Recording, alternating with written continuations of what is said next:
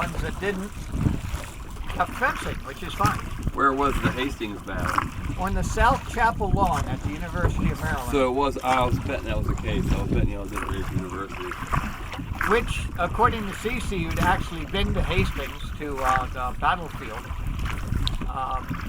had about the right slope, in miniature, you know. But we didn't have 6,000 people on each side. Is that where you know her from, Cece? Yeah, from the fencing club. Oh, okay.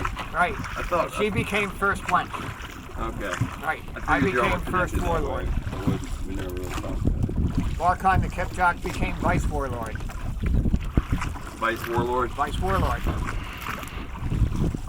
And, oh shoot. Come on, Bruce. You just had his name in your head a little while ago. The keeper of the spoils. It'll come to me. One of my high school friends who joined the fencing club. Now, what about the next short video? The one we can make? Yeah. Yeah. Well, there's a good idea. Or the experimental ship right. Short video or blog. Would we be interested in making some videos using the ship, showing maybe things we think we know,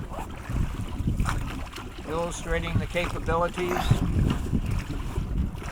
showing what works, showing what doesn't work? Maybe we should have had footage running during the Sons of Norway voyage. Whoa, whoa, whoa, whoa. We can cut it stills. What do you guys think about what Herstwick has written about the four strokes? As I say, last year I had that cheap Fitbit that was kind of a random number generator. You know, it'd give me a 70 beats per minute heart rate if I put it down on the bench. But my thought was to get a better one than that. I thought that one would work, but it wouldn't. Piece of crap. Damn Chinese ripped me off $2 for that.